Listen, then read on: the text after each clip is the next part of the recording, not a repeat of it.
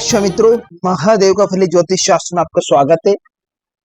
आज का टॉपिक में फिर मैं लेकर आया हूँ आज आपके लिए भाग 2 में बृहस्पति राहु की युति योगफल पर। तो लाल किताब के अनुसार हम बृहस्पति राहु युति योगफल पर हम चर्चा करेंगे। पिछले वीडियो में हमने राहु बृहस्पति पर चर्चा की थी, तो इसी टॉपिक पर आज हम चर्चा करने जा रहे हैं बृहस्पति राहु पर। तो बृहस्पति राहु एक आर्टिफिशियल प्लेनेट का निर्माण करता है, जो कि पिछले वीडियो में आपको बताया मैंने, बुध का। ठीक है, तो टॉपिक पर चर्चा करने से पहले मैं आपको बता देना चाहता हूं कि यदि आप मेरे चैनल पर नए दर्शक हो तो कृपया चैनल को सब्सक्राइब करना ना भूले, साथ में घंटी के बटन को दबाना भी ना भूले, ताकि मैं जो भी नया वीडियो अपलोड करूंगा उसका नोटिफिकेशन सबसे पहले आपके पास पहुंचे। तो बढ़ते बिना समय गवाए हुए हमारे टॉपिक की ओर, जैसे कि आप स्क्रीन पर देख पा रहे होंगे बृहस्पति राहु की युति योगफल। तो हम यहाँ पर सबसे पहले खंड नंबर 1 में अगर ये दोनों प्लेनेट बैठे हुए लग्न भाव, ठीक है, तो जातक के लिए किस प्रकार का फल होगा, किस प्रकार का होगा अगर लग्न में बैठा हो। तो लाल किताब का फरमान क्या है, फयाज सखी हो तख्त पे बैठा लग्न भाव पर, फकीर राजा चाहे कोई भी हो, ठीक है, रिजक रोजी ना हरगिज मंदा, फसल कटी या बोई हो। अब लाल किताब का जो फरमान, इसका भावार्थ क्या होता है कि उसकी जो फसल अमीर हो या निर्धन हो चाहे,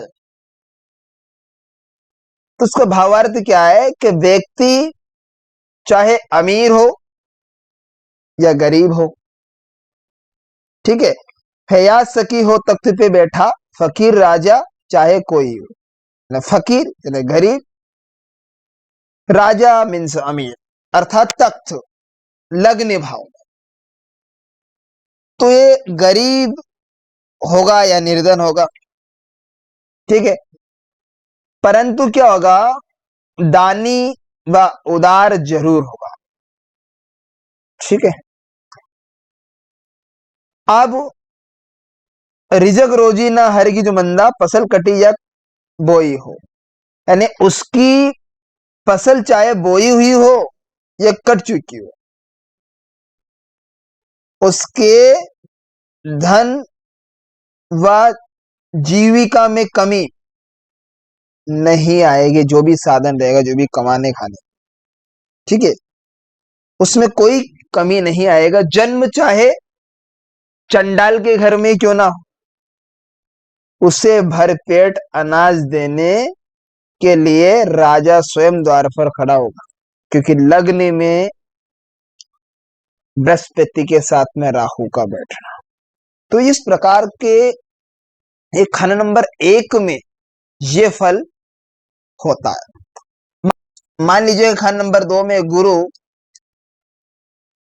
और राहु देव बैठे हो, अब क्या होगा। तो ऐसी कंडीशन में क्या होगा, तो लाल किताब क्या कहती है, चुप बृहस्पति जो टेवे गिनते, खामोश राहु अब होता हो, उपदेश पाएगा गुरु का, अपने सवारी हाथी बृहस्पति माया हो। चुप बृहस्पति जो टेवे गिनते, अर्थात भावार्थ क्या है कि व्यक्ति का प्रामार्थ कि बहुत काम करेगा, गरीबों की सहायता करने वाला होगा। अब राहु बृहस्पति की चीजों, सोना और रिश्तेदारों, बाप दादा पर कोई मंदा प्रभाव नहीं डालेगा, क्योंकि राहु का हाथी बृहस्पति के साधु के अधीन होगा। तो दूसरे घर का कारक स्वामी बृहस्पति देव बनता है। ऐसे में खामोश राहु अब होता हो, अब यहां पर राहु खामोश रहे, चुप रहे, तो यहां पर क्या करेगा, रिश्तेदारों बाप दादा पर कोई ही प्रभाव नहीं डालेगा। दूसरे घर में राहु होगा बृहस्पति के साथ में, क्योंकि यहां पे खामोश रहेगा। राहु का हाथी बृहस्पति के साधु के अधीन होगा। अगर व्यक्ति गरीब हो जाए तो हाथियों वाला गद्दीनशीन साधु होगा। ठीक है, नेक्स्ट, अगर यहां खाना नंबर 3 में यहां योग घटित हो, तीसरे घर में अगर बैठ जाए तो अब क्या होगा, तीसरे घर का या युति हो जाए तो यहां पर लाल किताब के अनुसार क्या होगा कि जब खाना नंबर 3 में, थर्ड भाव में जहां ये युति बने या योग होने पर व्यक्ति में आंख की होशियारी बहुत होगी, आंख की। ठीक, जो शत्रु से बचाती रहेगी, वहां स्वयं भी वीर होगा। और राहु की आयु 10.5, 21, 42 वर्ष के पश्चात, उसके बाद बृहस्पति राहु संयुक्त फल, मेल का फल प्राप्त होगा। मंदी हालत में केतु का उपाय करना सहायक होगा। खंड नंबर 3। अब अगर मान लीजिए खान नंबर 4 में अगर ये योग घटित, खान नंबर 4 में, अब यहां पर देखना है जो खान नंबर 4 है वो किस ग्रह का पक्का घर होता है, वो चंद्रमा का। अब बृहस्पति यहां पर बैठ गए चौथे घर में जो कि उच्च के होकर। ठीक है, अब खान नंबर 4 में दोनों का योग होने पर चंद्र का जो फल होगा वो भी कैसा होगा, उत्तम होगा। लेकिन उच्च के बृहस्पति भी चुप होंगे, अर्थात वह प्रबल नहीं होगा। यह अर्थ ना समझे कि बृहस्पति का फल मंदा होगा, लेकिन यहां मंदा नहीं, चुप होगा। ठीक है, नेक्स्ट, अगर खाना नंबर 5 में या योग घटित हो तो अब क्या होगा, तो यहां पर 5 में होने पर जातक नेता या अधिकारी होगा। खंड नंबर 5 में अगर यह योग होगा तो नेता या अधिकारी होगा। और पंचम भाव में राहु का बैठना, ठीक है, और इसके कारक भाव की बात करें 5वें घर के, तो पक्के प्लेनेट बनते हैं बृहस्पति देव, राशि अधिपति बनते हैं सूर्य देवता। तो यहां पर क्या होगा, नेता या अधिकारी होगा। ठीक, नेक्स्ट, अगर खान नंबर 6 की बात करें, या तो अपने अनुसार प्लेनेट रिजल्ट दे अपने घर के अनुसार। अगर खान नंबर 7 में बृहस्पति राहु का योग घटित हो जाए तो क्या रिजल्ट होगा, तो यहां पर क्या होगा, लाल किताब क्या कहती है, ससुराल पिता से एक ही जिंदा, वह भी दमा से दुखिया हो, बुद्ध मंदे से लेख हो, जलता तराजू शुक्र बुद्ध उल्टा हो। अब यहां पर सबसे देखना है कि जो, और यहां सबसे पहले हमें यहां देखना है कि 7वें घर का पक्का ग्रह कौन होता है, कारक ग्रह कौन होते हैं, तो यहां पे शुक्र बुद्ध होता है। ठीक, तो ससुर या पिता, क्योंकि 7वां घर, पिता से, ससुर या पिता दोनों में से कोई एक जीवित रहता है अगर बृहस्पति राहु 7वें घर। ठीक है, अब पिता या ससुर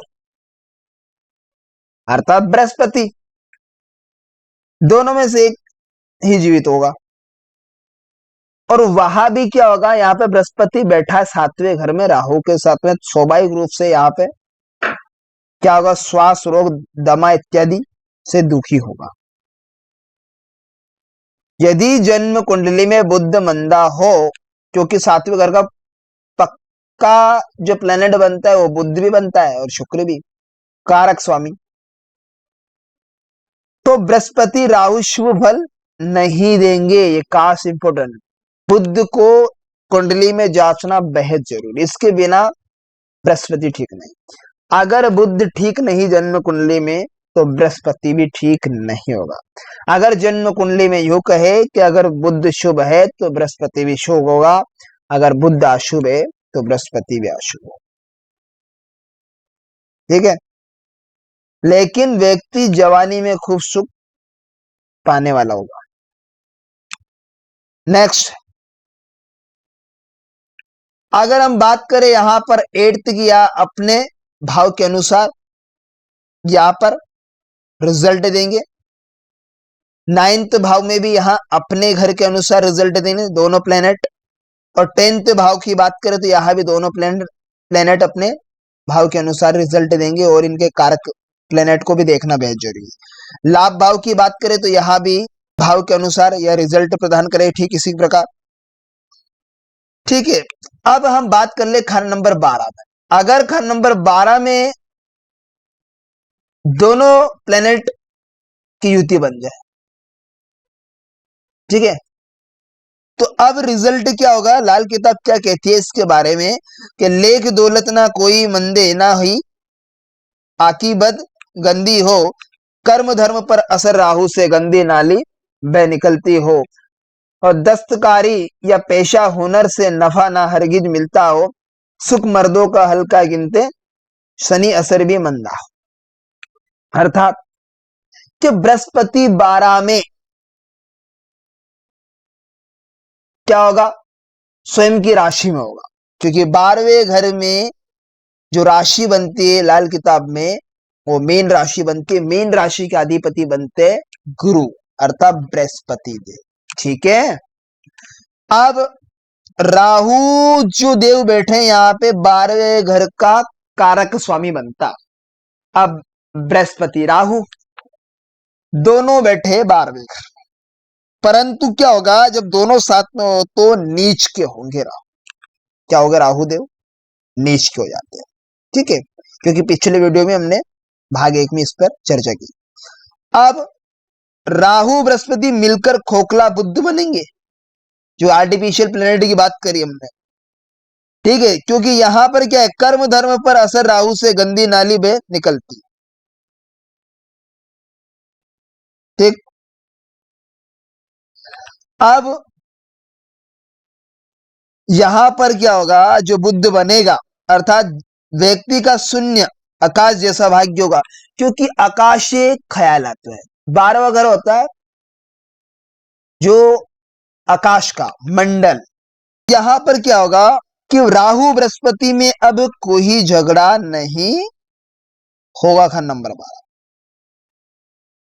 लेकिन नीच के राहु से जातक के कर्म धर्म पर प्रभावित रहेगी, तो यहां पर धर्म से विहीन रहेगा।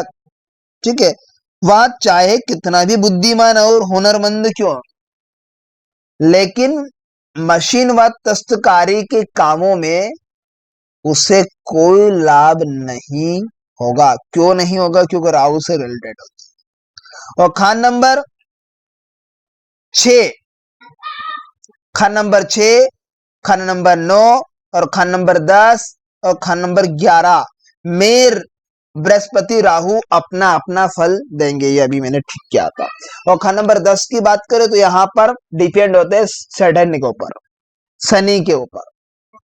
या भी ठीक उसी प्रकार से हमें रिजल्ट देखना पड़ेगा। तो इस प्रकार से हमने आज भाग 2 में बृहस्पति राहु की युति योग फल पर चर्चा की, जो कि वैदिक ज्योतिष में से बृहस्पति राहु की युति को हम गुरु चंडाल दोष कहते हैं। ठीक है, लेकिन कभी कभी ये क्या होते हैं कि बृहस्पति राहु की युति गुरु चंडाल दोष होकर भी ये शुभ रिजल्ट प्रदान कर। घबराइएगा नहीं, क्योंकि लाल किताब ऐसा कुछ नहीं। ठीक है, तो यहां पर आज हमने भाग 2 में बृहस्पति राहु की युति योगफल पर चर्चा की। तो आशा करता हूं आज का टॉपिक आपको बेहद इंटरेस्टिंग समझ में आएगा। तो मिलते हैं किसी नेक्स्ट वीडियो में, तब तक के लिए आप मुझे दीजिए इजाजत। नमस्कार मित्रों।